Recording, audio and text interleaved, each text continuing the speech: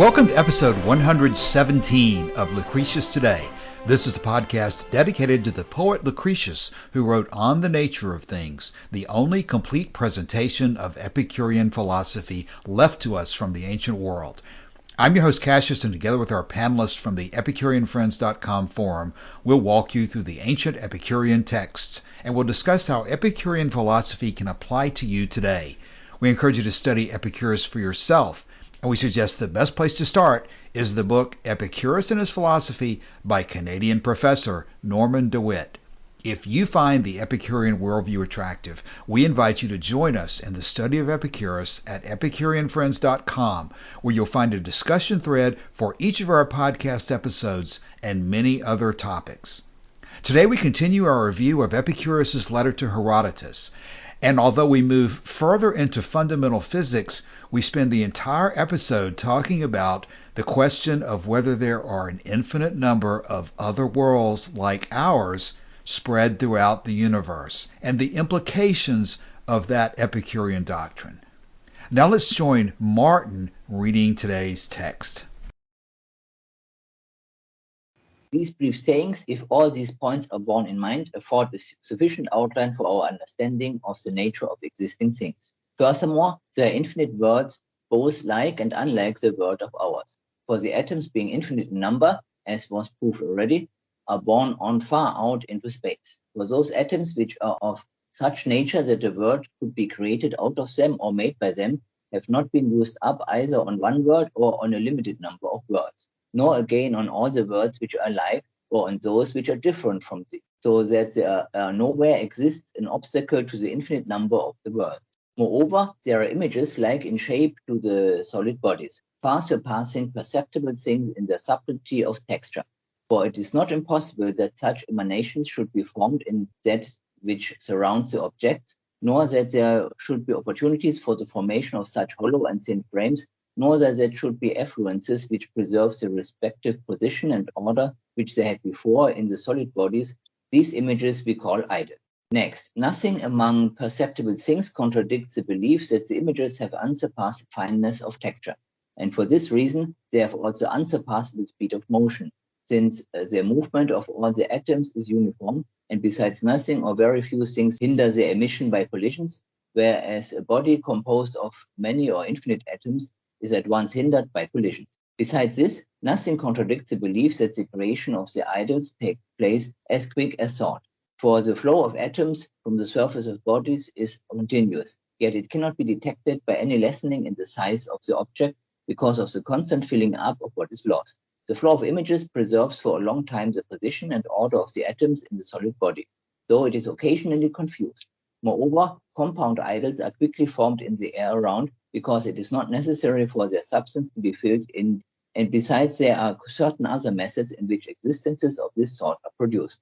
For not one of these beliefs is contradicted by our sensations, if one looks to see in what way sensation will bring us the clear visions from the external objects, and in what way again the corresponding sequences of qualities and movements.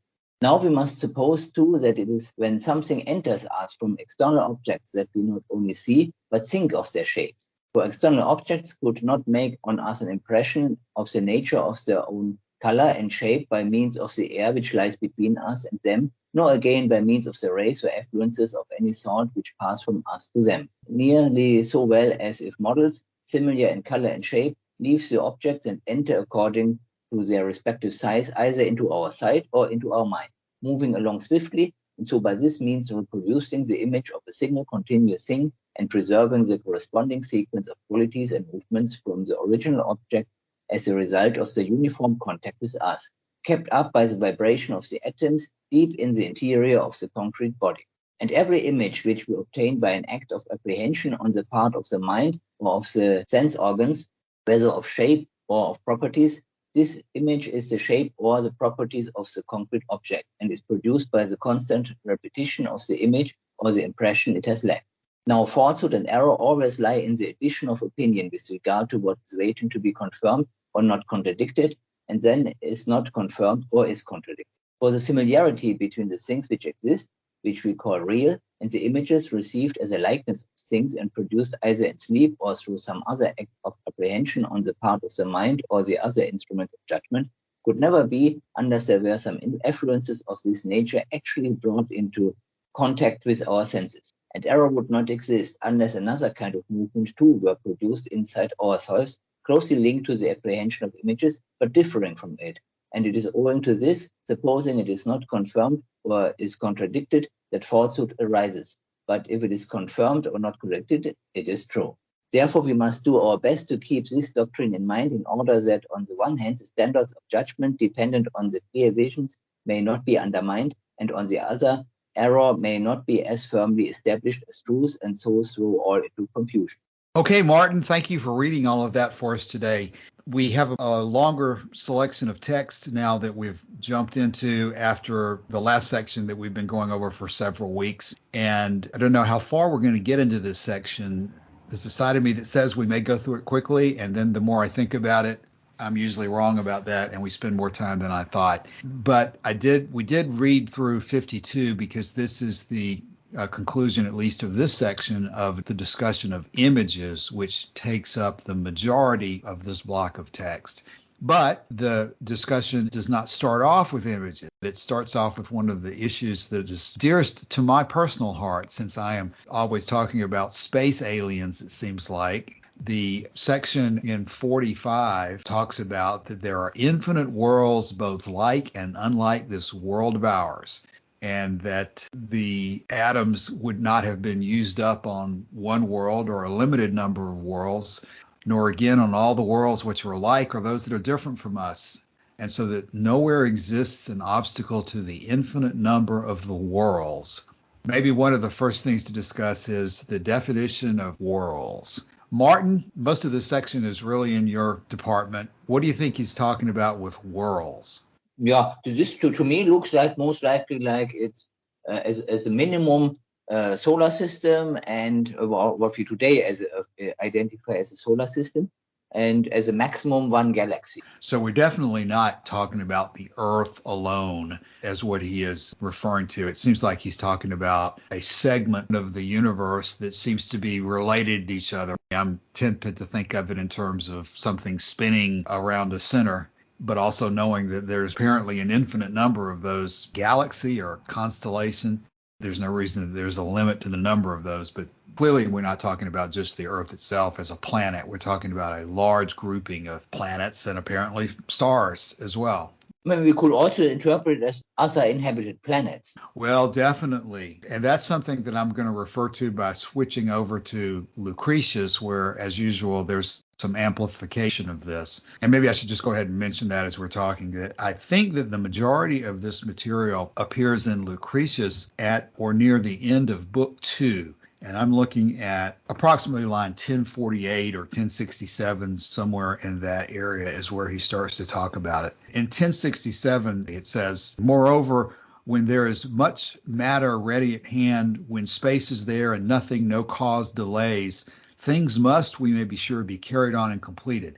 As it is, if there is so great a store of seeds as the whole life of living things could not number, and if the same force in nature abides, which could throw together the seeds of things, each into their place in like manner, as they are thrown together here, it must needs be that you confess that there are other worlds in other regions, and diverse races of men and tribes of wild beasts." And in 1077, he continues on, "This there is too, that in the universe there is nothing single, nothing born unique and growing unique and alone, but it is always of some tribe, and there are many things in the same race. First of all, turn your mind to living creatures. You'll find that in this wise is begotten the race of wild beasts that haunts the mountains, and in this way the stock of men, in this way again the dumb herds of scaly fishes." And he continues on there, basically making the point that since there's nothing of a single thing of its kind here on Earth, he interpolates that to indicate that that would be what we would expect in the rest of the universe as well. So I've launched off into a lot of topics there, and we still haven't gotten any comment from Joshua. Yeah, now Lucretius ends that passage you just read with talking about life on other worlds. He says, since that deeply set old boundary stone of life remains for them no less, and theirs a body of mortal birth no less than every kind which here on earth is so abundant in its members. So that really gets to the heart of what's going on here. The rules of atomism that govern the way things are on earth and in our proximate, area of space, those rules that exist here are the same that exist everywhere else. That seems to me to be the fundamental thing to get a hold of here, that there is no, because in quite a lot of ancient cosmology, you had something like the ether, when you get up high enough, and the ether operates by different rules than things on earth operate by. So the idea that there's one set of rules and that it governs everywhere, it governs the nature of things, not merely here, but also as far as your imagination can pierce into space and time, that the same rules govern under the same conditions in wildly different places, and so that you get the same kinds of things in wildly different places. Right. And probably worth pointing out that I don't think he's saying, or anybody would suggest, that the rules are going to work themselves out so as to produce other Joshuas or other Martins on other continents or on other planets. But the general rules that have brought about life in the basically infinite variety we see here on the United States. I say United States, here on the Earth. We do have an infinite variety in the United States too. But I don't think that's what he meant by world. No.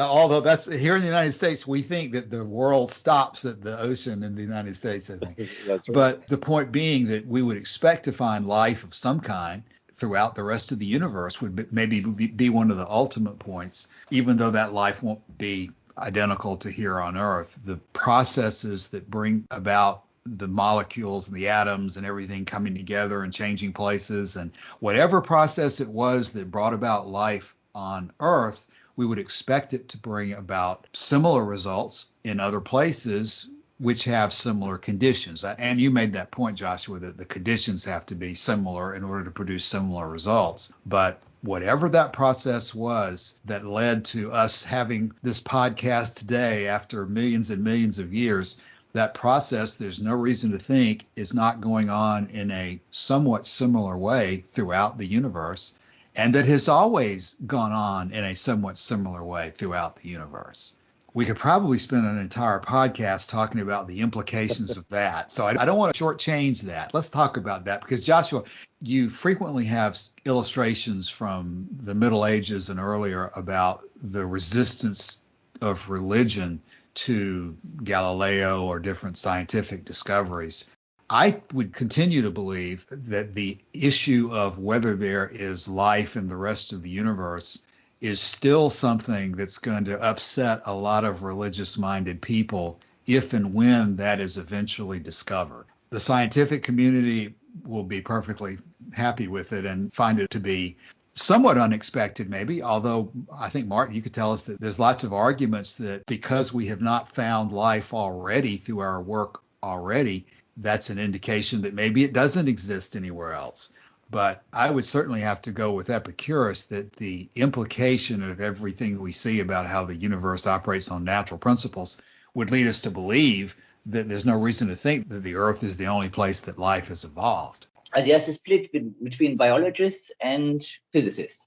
So with the physicists looking at how huge the universe is, they tend to think it's very likely that there are many galaxies where we have then habitable planets and where then life would be expected. I mean, it's one of the reasons why we look for that we expect it. And the biologists say the probability for the formation of life from what is not living is so unlikely. They don't think the universe is big enough that it's likely to have to happen just a second time in our universe. That's interesting, Martin. I've never heard that distinction between physicists and biologists. But certainly I take the view that when you're talking about an infinite universe, or even an extremely and inconceivably large universe, what little we've discovered and what little we can actually see, it's amazing how limited our scope of discovery really is. And when you start talking about the scale of the universe, and if the next star, for example, is 4 light years away, And that would take something like 400,000 years for our fastest craft, which is just a satellite, to even get there. So our ability to actually go out and find life on other worlds is so limited in scope that it would be, I think, foolish to rule it out, even in our little proximate corner of our galaxy, much less the infinitude of galaxies that lie beyond. So what we really look for when we look for life on other worlds is the chemical signature of life in the atmospheres of the worlds that we're looking at. And we're using tools, and I hope Martin will expand or correct me, but using tools like infrared and the kinds of imaging that allow us to see things that give an indication that life might be there, right? If you find the right kinds of gases in the right quantity and the right proportion, that kind of gives you an idea that you might have life on other worlds. But it's not like, we can't go to Alpha Centauri and drop a probe on a planet and start looking for little alien animal beings, because it's quite simply too far away. Yes. Right. Now, the other point I wanted to make here, because Cassius, you made the point that the claim that there are other worlds that are quite possibly or even probably inhabited by life is different from the claim that there are other Joshuas out there just like me, but doing different things. And I made a comment on this in the thread for this episode before we record here, on the difference between the many worlds theory, which I've used before myself. I'm very guilty of saying the many worlds theory in relation to Epicurean philosophy. But Martin, you have been kind enough to steer me the right way on this, because what the many worlds theory or the many worlds interpretation means in contemporary physics is nothing at all like what Epicurus meant. What Epicurus means is what we would now call cosmic pluralism, or the plurality of worlds. So we don't expect to find in the many worlds theory or the many worlds interpretation, which is an interpretation of quantum physics, you do expect to find an infinite number of Joshuas out there, but not in cosmic pluralism necessarily. Yes, and what's the thing about these many world theory? You won't find them. You only postulate they are there, but you have no way to verify it.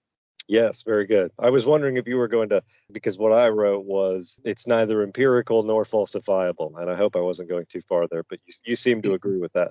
Exactly. That is the thing. And so there's currently no path visible that anything of this could be in any form verified. Joshua, when you started that line of comment there, I wasn't sure exactly which direction you were going to go, and you went down the many worlds discussion. There's another related discussion, which we've not been talking about recently, but I think we ought to mention in this context. And I'm just going to bring this totally from out in left field because we've not been discussing it recently.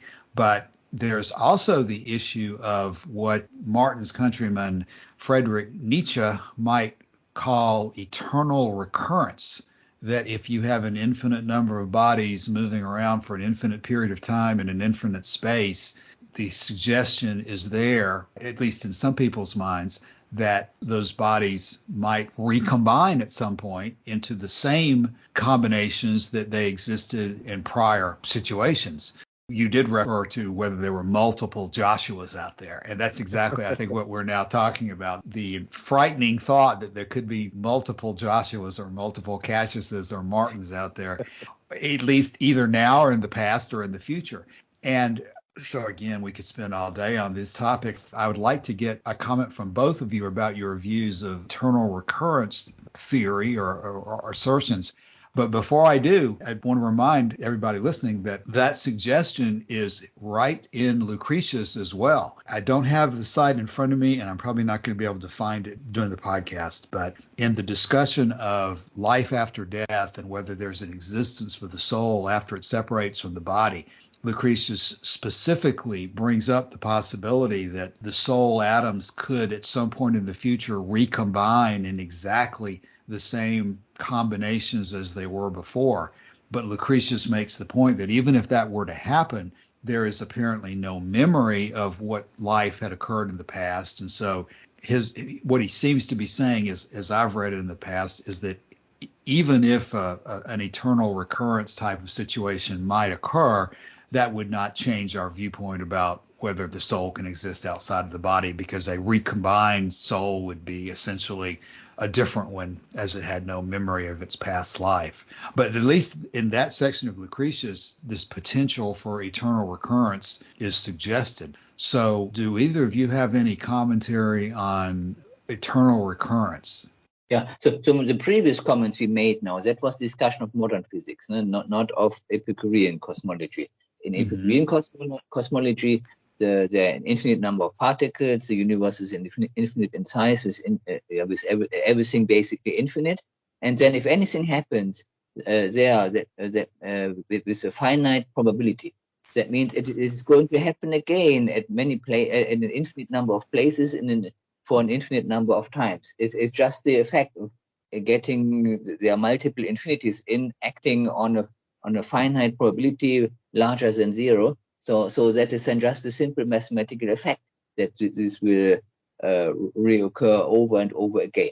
But like Lucretius figured already correctly based on a model of atomism, these similar reoccurrences have no knowledge of each other. So, Martin, let me dig into that for just a second. Under Epicurean cosmology, do we think that the ancient Epicureans actually did contemplate that there would be more than one Epicurus, more than one Martin, over an eternity of time and an infinity of space? Yeah, but like I said, it's irrelevant because there's even another infinite number of very similar people, but something is different. No? Right. So maybe they got a different name, but everything else is approximately the same. Or then another guy called Epicurus was not teaching pleasure as the highest goal, but something else. Joshua, this has tremendous mind-blowing implications. What do you think about the eternal recurrence argument and whether it has any meaning? Again, I'm such an amateur on all of this. Nietzsche thought that it was extremely relevant and extremely important, and that he thought that it had a tremendous benefit to combat nihilism in a certain way that I'm not even sure I fully understand. But I have read that that is something that he connected the significance of eternal recurrence to nihilism. So maybe Nietzsche was rejecting the Lucretius idea that you would not remember it. I don't know whether Nietzsche thought you'd remember your past lives or your future lives or not. But atomism prevents this because there's no way that this assembly of atoms knows that there was a past assembly of this type of atoms elsewhere. So there's just no transmission of information linking these with each other. Gosh, Martin, there's so much to talk about in something like this. Of course, as we move on down the page, we're going to start talking about how mind and so forth is really just particle based. So I wonder, is it intuitively clear that if your body and your brain and all the particles in your brain were somehow reassembled in exactly the same position, would it not have the same memory as before as well, if all the particles were exactly in the same position? Yeah, the thing is, it's much more likely that we have something very similar. So that means among these infinites, which are, say, exactly the same, there will be many more infinities which are just in some way similar. So I wouldn't hang on saying something that it has to be exactly the same, because this is the relatively least likely to happen, still that it's exactly the same, but rather something, I mean, the more something is then different, the more likely it is to happen. Martin, do you know what I'm referring to? Am I halfway correct that Nietzsche saw this as a potential antidote to nihilism? Am I totally off base there, or do you know about that? I have no idea on this, what Nietzsche wrote on, so I can't. All right. Well, it's time to get wisdom on this one. Joshua, on eternal recurrence. Wisdom. That's a tall order. That's right. First of all, I have almost never read Nietzsche. I've read very little of Nietzsche. So I when you brought this up, I wasn't even familiar with the concept. But certainly it's true in something like the number pi, that after the decimal point, you have an infinite number of digits. So you have an infinite number of digits, and there's only 10 options for what any one of those digits can be. And so the conclusion based on that is that you can take any section of digits, any length of digits from any point after the decimal point in the number pi, and somewhere at some point that exact, I guess, order and number of digits will repeat itself, and probably not just once, but an infinite number of times. One of the problems is that we talk about atoms and void as if this is something purely based on chance. But of course, what we know about biology is that the mechanism by which Joshua got here is common descent by means of natural selection. And so to replicate an exact Joshua would take more than just chance. It would take, the environment that produced not just me, but all of my ancestors going back to, the smallest little dot or tittle in the sea. And so, not that it's impossible, but it's not something I think that we should necessarily dwell on. I wouldn't expect to go to Mars, for example, and find a Joshua there. It's not something that we expect. It's possible that in the infinite universe, you do run into something like infinite recurrence. But is it as important philosophically, Cassius, as Nietzsche thinks it is? That seems to me the main question. I have a tendency to think that this is an incredibly loaded issue, not only in the rejection of a religious framework which tries to imply that the earth is the special plaything of the gods or God. And it seems to me that that's one issue, this issue of that religion asserts that there's something divinely special about humanity and how Jesus has come to save us and how God's special chosen people are involved and that God is just working his eternal plan for the universe through little old earth, that we're the center of the universe, that everything revolves around us. I do think that there is a very important issue involved in breaking free or out of that paradigm, that if you do fall into that pattern of thinking that we are here in the center of the universe because God wants us to be, and all of his plan for eternity is working out through who gets elected president and how we live our lives today, and all of these things are so centrally focused for the future of the universe. I think there's a lot of people who would just have a tremendously upset worldview if, for example, there were intelligent life discovered on some other planet. I agree with that. And when you look at the trials of, for example, Galileo, and in particular Giordano Bruno, who was burned at the stake in 1600 in the Campo di Fiori in Rome, a huge part of that, I mentioned transubstantiation as being one of the issues that these people ran into when they espoused atomism, because in order to have wine changing into blood, there has to be a wine substance and there has to be a blood substance.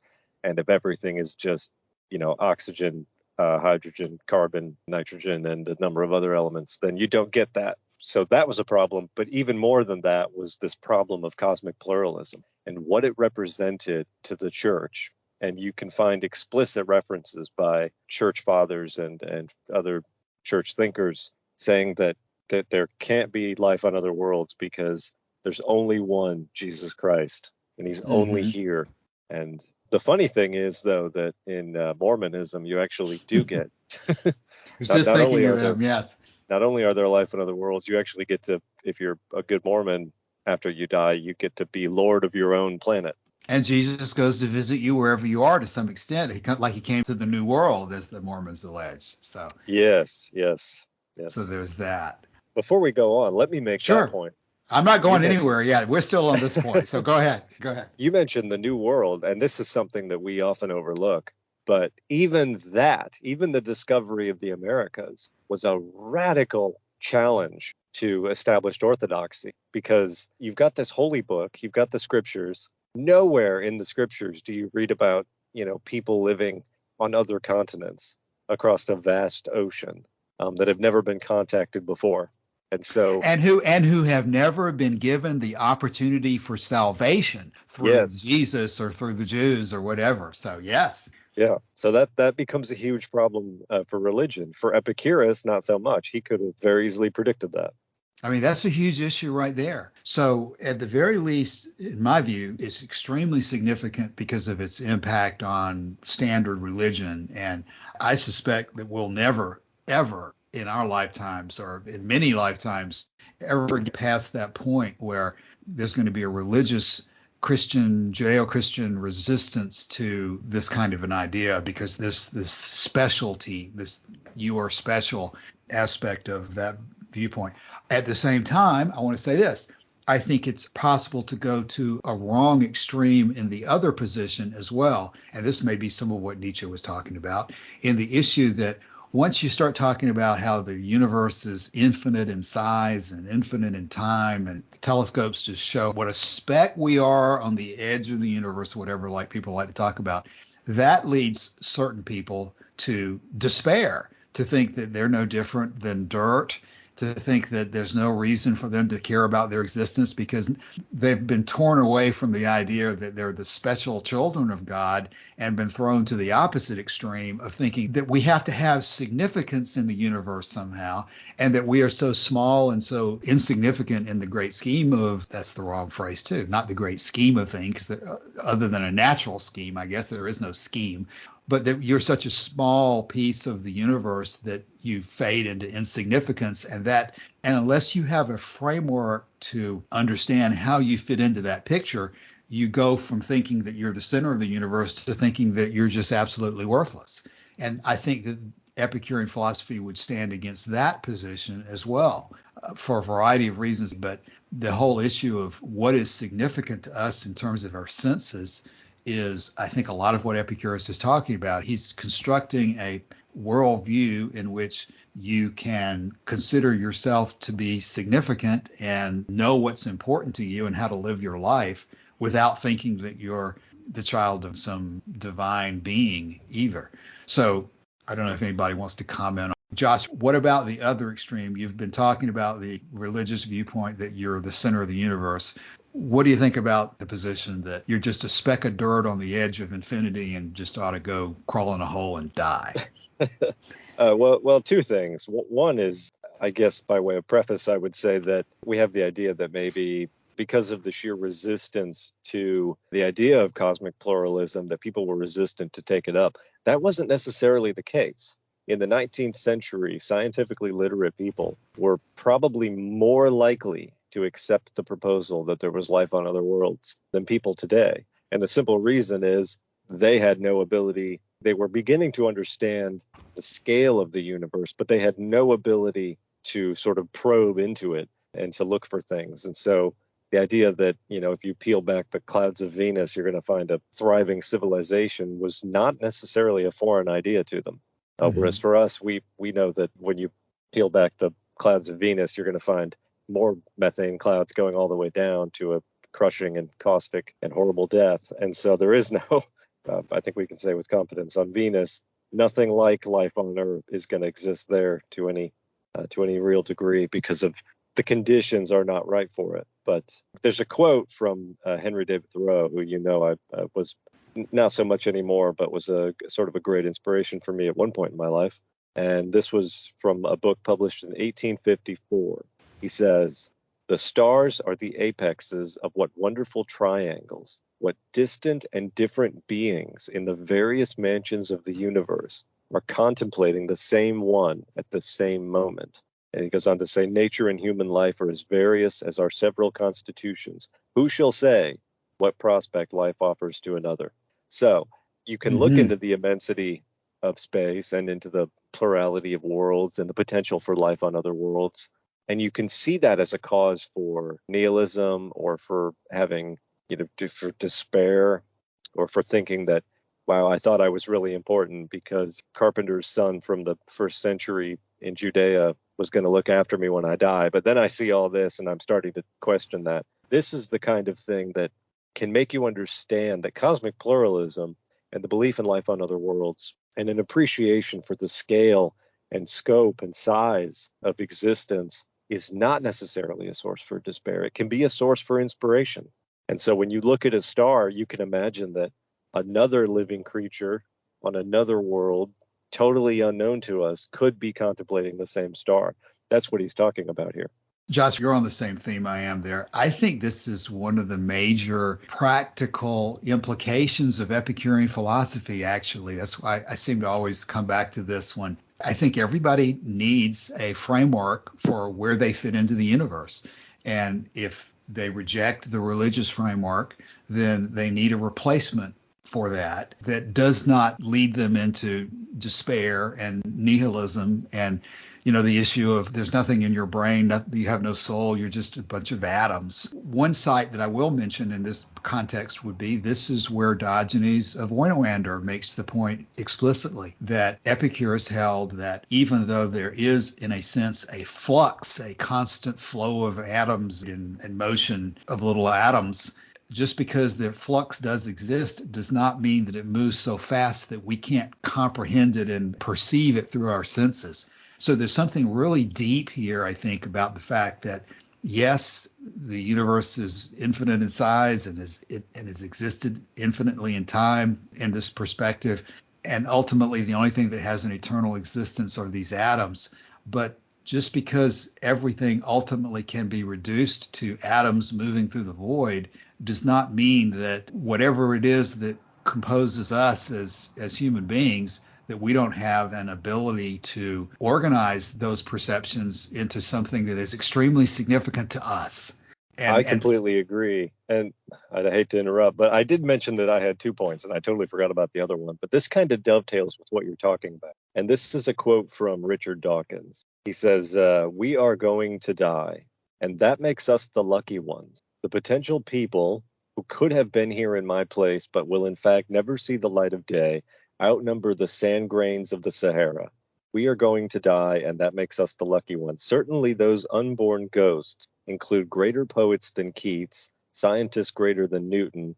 Yes, and alas, there are deserts and slums, there is starvation and racking misery to be found. But take a look at the competition. The fact that we gradually apprehend our world rather than suddenly discovering it should not subtract from its wonder.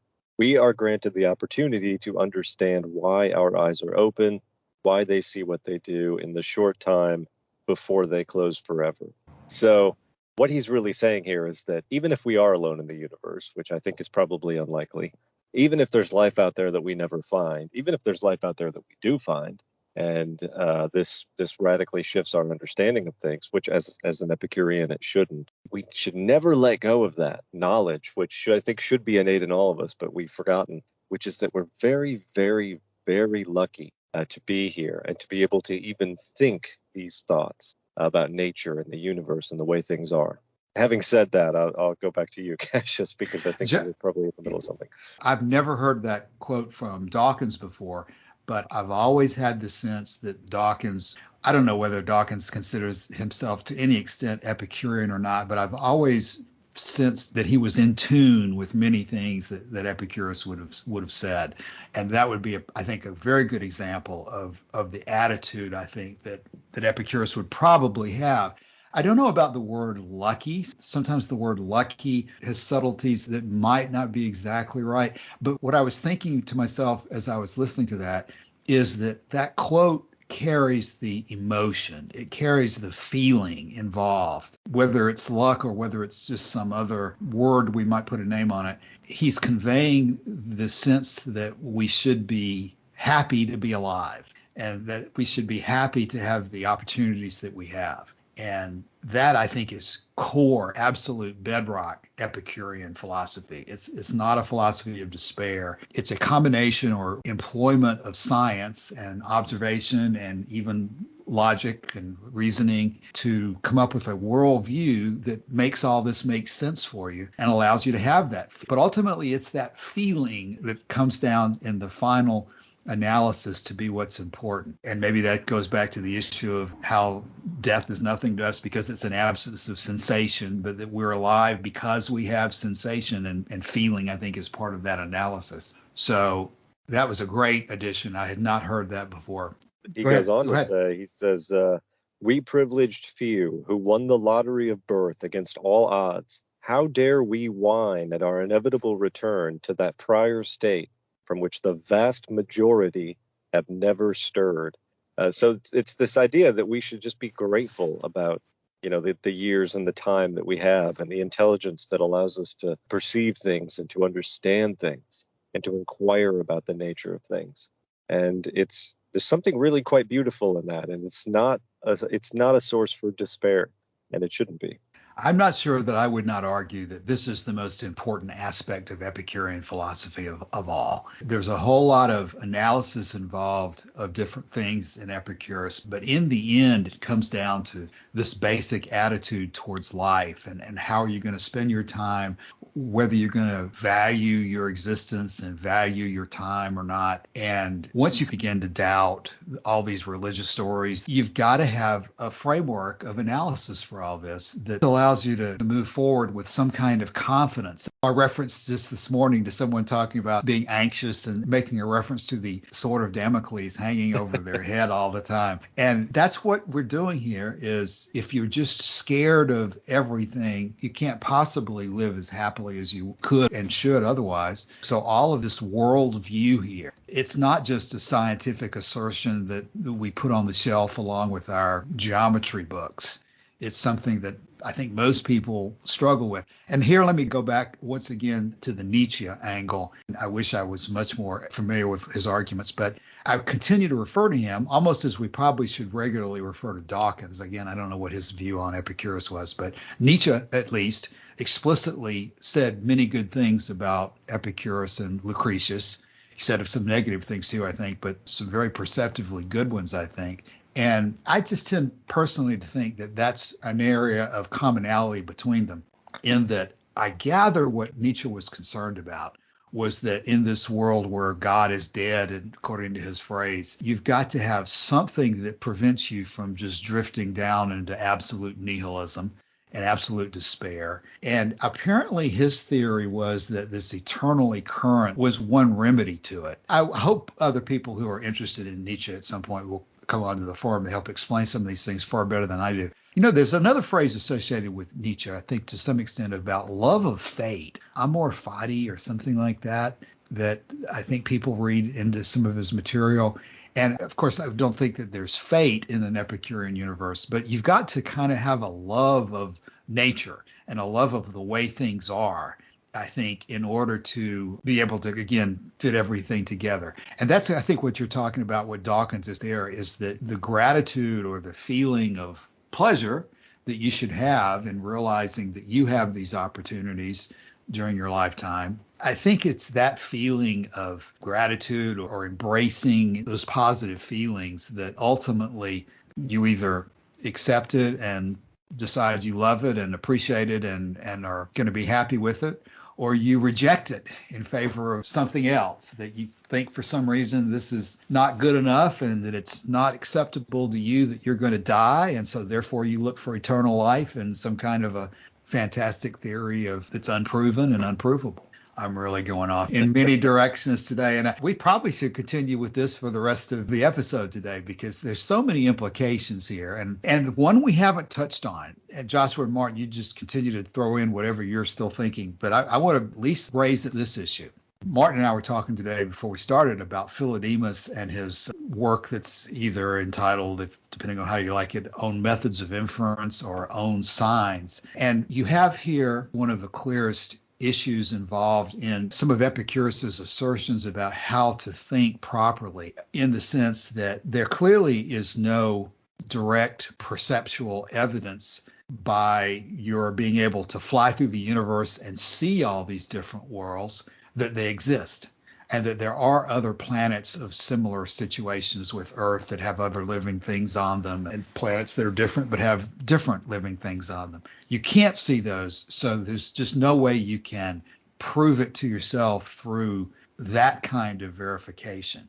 But, and you can go back to Principal Doctrine 25 and so forth and start talking about the different factors. But when you observe here on Earth that there are generally, at least, no single thing of a kind, that there appears to be an almost unlimited variation of things here on Earth, the question is it reasonable to extrapolate that to the universe as a whole? And the issue of when and where and how to extrapolate our existing perceptions to the rest of the universe is this whole issue of logic and how to do that and what limitations that has. and whether it's a good idea or not, how far to go with it, under what circumstances to take those things out. But I do think that's what Epicurus is doing here. He is suggesting that because of a logical analysis of what we can observe, we should reach at least a general conclusion about the rest of the universe, which is something we'll never be able to perceptually validate ourselves. And that's a deep issue beyond even what we've been talking about earlier today, is just how to get a handle on this general method of inference. When can you take the existing observations and apply them and make predictions about things that you have not yet perceived? I'm sorry for that rant. Who's going to take that up? Martin, doing here. Do you have anything there? Martin, do you agree that at least that's what he's doing, aside from the issue of whether he should be doing it or not? That does appear to be what he's doing, right? He's taking examples of what he has seen here and extrapolating it out to the unknown. Mm-hmm. Yes. That's what he is doing. Okay. And what are the possibilities? You can say that the universe as a whole, I just don't know enough about it to have any conclusion whatsoever. That's the agnostic position, I suppose. I guess you've got agnostic, atheist, and believer in terms of the religious world. Here you've got Epicurus is not simply being agnostic about the existence of other worlds and life and the rest of the universe. He is taking a position that he certainly would not categorize this as taking it on faith, belief without a reason. He's saying that there's a reason to believe that these things exist. Right. That's kind of a whole other can of worms. This argument over agnostic and atheist and theist and faith and all that, I find a lot of these terms to be unsatisfactory in the way that they're typically used. Yeah, what about agnosticism? I don't know, I guess is what agnostic means. Well, no, that's the problem. Agnosticism is a neologism. It was a coinage made by Joshua. Neologism, what does that word mean? It literally means neo, meaning new, and logos, meaning word. So it's just a new word. It's a coinage. And it was coined by a guy named Thomas Henry Huxley. Thomas Henry Huxley, who was an ardent defender, an early defender of Darwinism when Darwin was really catching a lot of heat for the things that he was publishing and not really doing a very good job of defending himself. The thing about Darwin is that he was always a very modest man and a very sort of staid and gentle sort of intellectual who didn't really get involved in the gutter politics of the public debate of science. That just wasn't his forte. So Thomas Henry Huxley coined this word, and his definition, if I could remember it, is something like the position that the existence or non-existence of a God is unknown or unknowable. So that's different from saying I don't know, right? You could say I don't know, but still believe that it's knowable. So when I think understood in that context, agnosticism is a position about knowledge, whereas theism and atheism are sort of experiences about faith. So in my view, agnosticism is not, in fact, a middle point between atheism and theism or religious faith. Agnosticism is an overlapping point or an overlapping sort of Venn diagram for both these points. You can be an agnostic and an atheist, in other words, because you may not believe in God, but you might, I don't think he exists, just like I don't think, leprechauns or unicorns or gremlins exist, but nevertheless, I maintain that the existence of God is unfalsifiable and therefore not knowable. So it's very confusing, and it's confusing because certain people who engage in these debates want it to be confusing. I do think that is the case. Now, what you've just said makes a lot of sense to me. We started off on that line because we were talking about I think what is probably the common majority view of agnosticism, which is that it simply means I don't know. Right. Yep. Eventually we'd want to deal with the issue of whether it is knowable or not, and whether somebody who says that is really trying to assert that it's just that he does exist, but it's not knowable or whatever. But I guess the practical implication that I think would make the most sense to talk about, it would be that from the point of view of taking the position that I don't know whether there's a God or not, Epicurus consistently, it seems to me, does not ever take that position. He always affirmatively asserts that there is not a supernatural being. And it seems to me that there's sort of a parallel here in this discussion of the infinite worlds. He is not content to say, I don't know whether there are any other living beings in the universe besides humans. He is affirmatively asserting that there are. And not even really in the sense of saying there probably are. I read all of this as being an assertion that the evidence is so clear in his mind that he's taking it as something that he considers to be established. Yeah, I don't know if I agree with the word assertion there. What it really is a conclusion that must be true if the chain of reasoning that led to it is true. Right. So Right.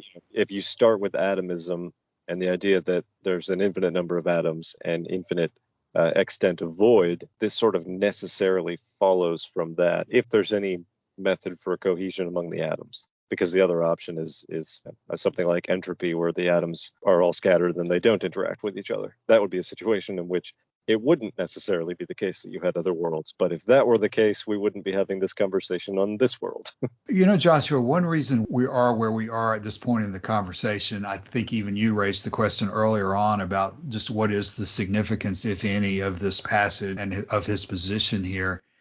Well, I was more asking about the significance of Nietzsche and the issue of eternal recurrence. Yeah, that was more my question. But obviously, this part of Epicurean philosophy is very important to me. As we read early on, Epicurus said that the study of nature was, of course, I can't express it as well as he did, but this is where he found his own happiness chiefly to reside. What I was about to say there is, I'm wondering if you have any comment on the whole issue of Nietzsche and eternal recurrence is related to what I'm about to say. But I'm wondering if there's something that is uniquely modern about the need to, in other words, was there a nihilism problem in ancient Greece and Rome? Probably not. I'm sorry, Martin? Probably not. I mean, nihilism is rather new, no? And what do you mean? I think we're all talking as if we know what nihilism means, and it's obvious.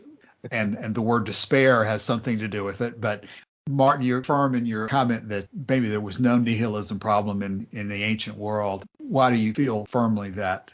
Yeah, because the vast majority were essentially bound in some way by a religion, so which gave them the meaning which is not there according to nihilism, or they were Epicurean and didn't need that. So Nietzsche's really probably on the right track from that point of view, that it's in the rejection of religion and seeing the error of religion that leads to this step in which nihilism becomes a problem to be combated, which really wasn't there previously. Well, probably. Currently, I wouldn't see any direct path how to go from the ancient thinkings to something that would lead to nihilism there. Joshua, what are your thoughts? If you see why I'm asking that question, as part of the issue of the significance of this to Epicurus. Was it primarily a part of his study of nature, in which he simply was attempting to live happily by learning everything he could about nature? Or how much of what we're talking about today in terms of combating religion, how much of that do you think was in Epicurus's mind? What I'm doing here is I'm struggling to come up with an ancient analog for even the concept of meaning as something that needs to be pursued. Can you think of anything? I can't really. That's where I'm going with this question. Yeah. It's like it doesn't seem to be phrased in the same way that we frame it today. I don't know whether we frame it this way.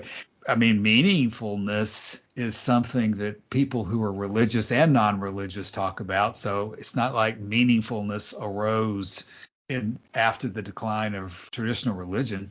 But it came from somewhere. I don't have a sense that in ancient Greece they really had this idea of meaning. One thing that's notable about certain of the gods in that time of history that people have come up with or formulated is that they were kind of not very good. They're just not nice.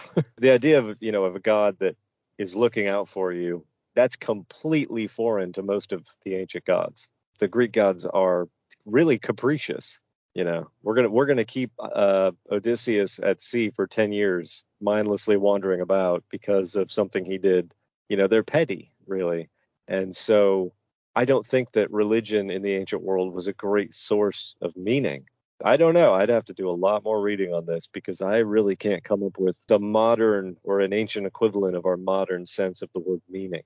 We talk about meaningfulness and meaning pretty regularly on the forum as something that critics of Epicurus will trot out as a reason why pleasure is itself not significant enough to be a focus of life because it doesn't give us meaning. And so the words meaning and even the words nihilism and so forth are probably things to think about over time to get a better grip on it. But I do think that this is the context in which some of these physics issues are really, really important. It goes far beyond just the scientific curiosity about whether there's other living things in the universe and whether they look like us and so forth. It's really whether it's valid to be incorporating Nietzsche into the discussion or not. I think that the implication is that these physics questions have deep implications for our frame of mind and our general attitude towards life, our worldview. Okay, seeing that the clock tells me that we have successfully spent the entire episode on apparently 2 or 3 sentences in distinction to the long section that I asked Martin to read. We ought to begin to come to a conclusion for today. And then next week, we'll move over into the issue of images. That's what the majority of the rest of this section of text from 46 to 52 talks about. And again, we'll be challenged to think about the implications of what images mean for thought processes and just the basic biology of how our brains operate and what it means to know something, what it means to think something. So there'll be a lot of challenges next week as well. But let's bring today's episode to a close by coming up with final comments for today. So Martin, what are your closing thoughts for today? Yeah, I just want to give more addition on this nihilism. So the first time this term shows up, it seems the oldest reference is with the German word nihilismus, and that is traced back to 733. So it's not that old. No? Did you say 733? 1733. 17. So something like less than 300 years ago. But that was is really just the first occurrence. It seems it really took off in Russia first in 19th century. It occurs in France in 18th century as well, and then in 19th century it really takes off in Russia, and that's when this term became more widely known. Do you see famous philosophers' names associated with that? Yes, Turgenev. Here I see Turgenev quoted. Who is that? Is a Russian writer. I think it's Fathers and Son. But there's more. So there's more about. So it seems that wasn't a big thing. And of course, Nietzsche took on as well. Okay. That's a subject that I think over time we continue to come back to. I think that's a deep implication of Epicurean philosophy from the Nietzsche line of thinking as an antidote to despair, nihilism, anxiety. I think all those go hand in hand. Actually, Nietzsche refers to Turgenev as it seems as a nihilism he talks against. Turgenev. Can you spell it? Yeah, Turgenev. Interesting. Okay. More Martin, or we move to Joshua? No, that was all. So I don't really have a summary or something. So it's just that all of it. Okay. Joshua. All I'd like to say is that for anybody listening, if you have something to say about this idea of meaning or purpose, apart from something like the telos, which is a goal in life, but meaning is as the opposite of despair, I guess is what I'm looking for. I'd love to see some more on this because I'm totally drawing a blank here as to the ancient Greeks. The ancient Greeks thought they weren't going to go to hell. They weren't going to go to heaven. They were just going to wander around for an eternity as shades with no memory and no personality, So it's not like they had this idea that, if we become Epicureans, we're going to lose this wonderful afterlife that we're looking forward to. They didn't have a wonderful afterlife to look forward to. So I'm curious to the extent to which this idea of meaning or purpose is more of a modern construct, or at least a later construct than maybe we think. I guess I just don't know the answer, so I'd like to read more about it. Or maybe on this one, a comment. So that one of my friends from another similar philosophy. So when I talk with him that I don't have meaning, so I don't need meaning because I have this pleasure as a goal. And but then he said, in this way, I give meaning to my life. So that means depending on how wide you cast the sense of that meaning, you can then include a life consciously focused on maximizing pleasure as something that you create meaning in that way. Yeah, I see what you mean there. Certainly people who are pursuing something more immortal or eternal are going to look at that and say, no, that's precisely what I see as being despair, is just an endless pursuit of pleasure that goes nowhere. Obviously, that's not how I see it, but that's how people see it, as something to be risen above, as a distraction from our actual purpose in life. Richard Dawkins, who I keep bringing up, has more to say on this as well. He was asked, if you're an atheist, what's the meaning of life? And he responded, what's the meaning of a mountain? You're just asking the wrong question. I'm not sure that happiness depends on a sense of meaning or purpose in life. I think that the mere fact that we exist, when by all odds we really shouldn't, is so amazing and so wonderful. And there's so many opportunities available to us for not just pleasure, but for intimate relationships and friendships. And so the idea that I need something beyond that to look forward to sort of renders rather cheap the experience that I'm currently having right now. Joshua, your comment makes me think of two things. It seems like in many cases, these people who are arguing against Epicurus, they're trying to equate meaningfulness with something that's eternal. It's almost as if they're planting this presumption that if it's not eternal, it can't be meaningful. And I think that's a false assertion in the first place, and something for me, the complete opposite of the way I see it. I can't imagine anything worse than playing harps in heaven on a cloud for all coming time. That would be torture, I think. That would be horrible. Yeah, because you will be high on endorphins all the time, so you will enjoy it for an eternity. I guess, I don't know. It sounds rather boring to me, but maybe it would, maybe it wouldn't be. But anyway, it's not an option, and I guess I don't really want it to be one. So that was one comment I wanted to make. The second one about the assertion of these people who say that pleasure and Epicurean philosophy are insufficient. They want to throw out words like meaningfulness or even flourishing, other words, because they just don't seem to be willing to accept enjoyment or pleasure as an acceptable word. But again, it's one of the key arguments that Torquatus brought out, that it's clear in Epicurean philosophy. Why do we do anything except it brings us some kind of a good feeling, some kind of a pleasurable experience? You can use any word you want to use to describe it, but in the end, it's a positive feeling. What can meaningfulness mean other than a pleasurable or positive feeling that you get from doing something? So I just see a lot of problem with these arguments against Epicurus, that they're just ultimately playing word games. They're trying to spin for ulterior purposes the idea that what everybody recognizes as a positive feeling, as a good feeling, is somehow insufficient because that good feeling is not eternal. And there's a lot of logical problems with that as I see it. I reject it logically, and I reject it at a feeling level as well. It doesn't feel right to attack life like this. Joshua? And a reality level as well. I mean, whether you think that a mortal life is less than what you deserve, it doesn't matter, because this is what you're going to get. You're not going to get more than that. Right. And so spending your whole life pretending that you're going to get something more than that, or trying to convince yourself that you're going to get something more than that, is squandering the one thing that you have. There's a quote from Thoreau that I want to read here last, but I have to find it. If you'll just give me 1 second. Take your time. Okay, this is Henry David Thoreau from his considerable journal, which ran to, I think, something like 2 million words over the course of his life.